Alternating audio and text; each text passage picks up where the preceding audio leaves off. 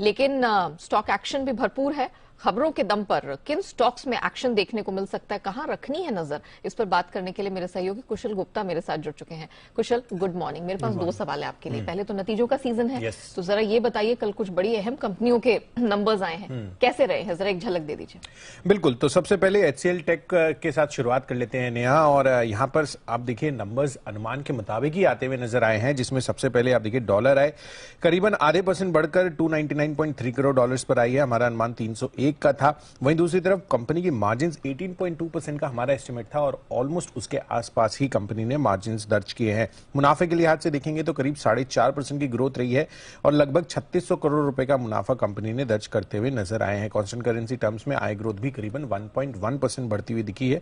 हालांकि हमारा जो अनुमान है 1.5% का था, पर मोर इंपॉर्टेंटली जो FY23 की रेवेन्यू और मार्जिन ग्रोथ गाइडेंस है वो दोनों ही हमारे अनुमान के हिसाब से आती हुई नजर आई है। तो यहां पर एनालिस्ट, जैसे हम इन्फोसिस में देख रहे थे कि जो हम मार्जिन का अनुमान लगा रहे थे उसके मुकाबले थोड़ी सी कम इनकी गाइडेंस आती हुई नजर आई थी।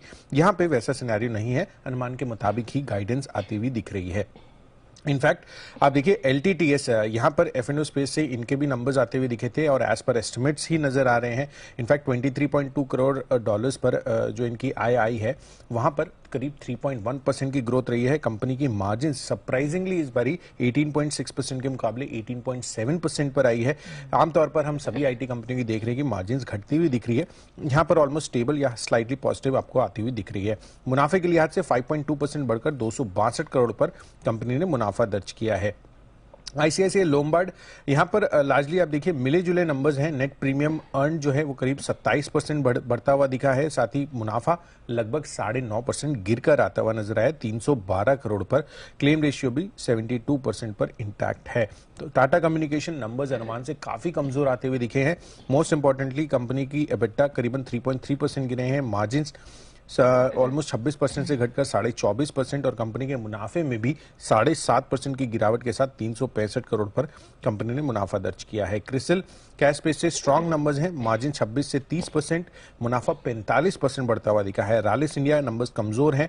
इनफैक्ट 8 करोड़ घाटे के मुकाबले 14 करोड़ का घाटा है और साथ ही कंपनी की आय ऑलमोस्ट 8% ही बढ़ती हुई दिखी है। साइन नंबर्स अच्छे हैं क्वार्टर ऑन क्वार्टर बेसिस पर। मार्जिन 14.4% पर आई है, 13.8% से बढ़कर। मुनाफा भी 17% बढ़कर 154 करोड़ पर आया है। और अंत में सास्केन टेक्नोलॉजीज नंबर्स यहां पर फ्लैट या वीकर साइड पर आप कह सकते हैं, क्योंकि मार्जिन 27% रही है, पिछली तिमाही में 28% ये आंकड़ा था और मुनाफा लगभग 10% गिरता हुआ यहां पर दिखा है। पॉइंट टेकन क्वेश्चन, ये तो आपने बता दिया कि कहां किस प्रकार के कैसे नंबर्स रहे। अब जरा ये बता दीजिए कि आज कौन कौन से ट्रिगर्स पर नजर रखनी है एंड ऑफ कोर्स खबरों के दम पर किन स्टॉक्स में एक्शन दिखेगा। देखिए यहाँ पर सबसे पहले तो कैश स्पेस से काफी सारी कंपनियां अपने नंबर्स डिक्लेयर करेगी। चुनिंदा नाम में Aditya Birla money, Hindustan zinc, Sundaram fastener, Tata metaliks जैसे स्टॉक्स पर नजर रखनी है। साथ ही RBI की MPC बैठक जो हुई थी उसके मिनट्स ऑफ द मीटिंग आते हुए नजर आएंगे। इनफैक्ट आज रशिया और भारत के बीच जो मेडिकल इक्विपमेंट कंपनियां हैं दोनों देशों की, वो वर्चुअल मीटिंग करती हुई दिखेगी। इनफैक्ट UK के जो प्राइम मिनिस्टर हैं बोरिस जॉनसन जी, उनकी मुलाकात आज प्रधानमंत्री मोदी से होती हुई नजर आएगी। गेल पर भी नजर रखिए। बाईबैक है जो इन्होंने ऐलान किया था लगभग 1100 करोड़ रुपए का, उसकी रिकॉर्ड डेट है। साथ ही कुछ एक कंपनियां हैं जो फोकस में रहेंगी खबरों के दम पर, जिसमें TVS मोटर्स सबसे पहले है। नॉर्टन मोटरसाइकिल जिसको एक ब्रिटिश मोटरसाइकिल ब्रांड है, अप्रैल 2020 में एक्वायर किया था, उसमें फर्दर 1000 करोड़ रुपए के निवेश की ये बात करते हुए दिख रहे हैं। आगे चलकर बेहतरीन प्रोडक्ट जो है ग्लोबल स्तर पर ये लाते हुए नजर आएंगे नॉर्टन मोटरसाइकिल्स की तरफ से।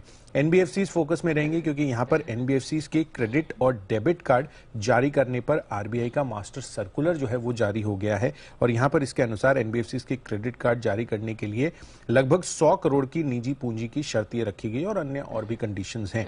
रेलटेल कॉर्पोरेशन नेशनल इंफॉर्मेटिक्स से ऑर्डर इन्होंने जीता है लगभग 30 करोड़ रुपए का, तो इस वजह से भी यहां पर ये फोकस में रहेगा। JSW एनर्जी तेलंगाना में 1500 मेगावाट के प्रोजेक्ट लगाने के लिए MOU इन्होंने कर लिया है। साथ ही ऑटो कंपनियां फोकस में रहेंगी क्योंकि नितिन गडकरी जी का बयान आता हुआ दिख रहा है कि सरकार जो है कंपनियों को खराब EV को वापस लेने के आदेश दे सकती है। आप देख ही रहे हैं कि किस तरह के केसेस यहां पर आते हुए दिख रहे हैं और यहां पर अगर वापस ये नहीं लेते हैं तो इनको हो सकता है जुर्माना